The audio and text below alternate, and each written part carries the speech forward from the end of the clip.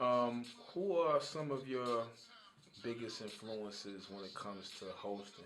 You know, everybody somewhat. I am not gonna say follows a blueprint, but what host gets you riled up to saying, I like their style, or I could get something from them, or what where do you get your style from?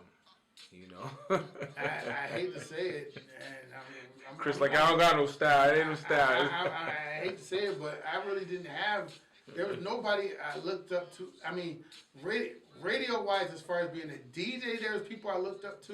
Mm-hmm. Of course, Grandmaster Flash, Jam Master Jay. Uh, let's see, let's see, Stretch and Bobito, Mm-hmm. Funkmaster Flex.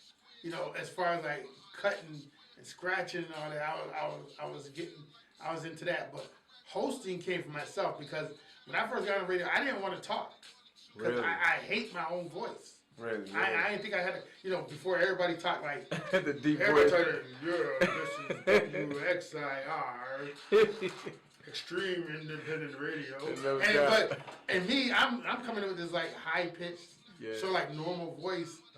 It's And relatable. but people understood that. People got that because I wasn't trying to be a character. Right. So me, once I was forced, I had a host. When I first started straight from underground, I had a host. His name was Ced, and then later on it was my man DJ Stone, Mm-hmm. and then of course Evie L. Mm-hmm.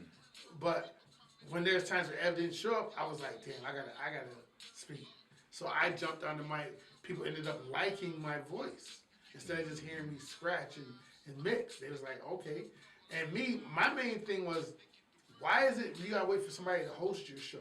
You could do it yourself. So, right. And there was a time where I was in a room somewhere with Green and a bunch of other DJs, Mm-hmm. and a rapper, I forgot which one, I think it was Big Pun or somebody, who walked in, and everybody was like, they wanted to ask him a question, but nobody was saying shit. Wow. So I walked up to him and was like, hey, Pun, what was you thinking about when you did Dream Shatterer? Wow. And he started responding, me and him started talking. And everybody was like, Chris just went over and started talking to him. And then I was realized, like, wait a minute, I got questions. This shit I always wanted to ask somebody. So I'm like, yo, I just developed my own style. I was like, I figure I'm a little bit more quirky. I don't know. There's only one host, and this is going to be corny as hell for me to say this, but the only host I really respected as far as like hosting a show was Johnny Carson. Wow. I grew up with Johnny Carson, and Johnny Carson was the dude that would sit there and say some smart aleck shit, and he had his homeboy Ed McMahon laughing. Right. Sorry. Whereas when we went on the radio, it was both me or Ev. Ev would say always some slick stuff that would make you laugh. Right. And I would be the straight man to him. And then there's stuff I just say it right off the cuff. Bounce off. And just, let me just say this, this is stupid. I'm just going to say something, what the hell.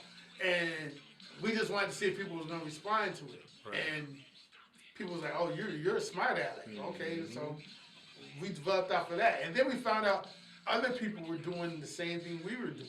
Right. Like Stretch and Bobito. We had tapes of them, but we didn't realize that they were doing the same thing down there. We didn't know in New York there's other people out there doing the same exact thing that we was doing. Right. Except they just did it their way and we was doing it our way. Mm-hmm. So I never looked at, well, I have to be like this radio DJ or I have to be like this person. I looked at Johnny Carson and later Arsenio. Right. As like, that's the way you host the show. Pioneer. That's the way how you host the show. This is the way you get in, you start talking to them, you might crack a few jokes. That jumped into my interview style. Right.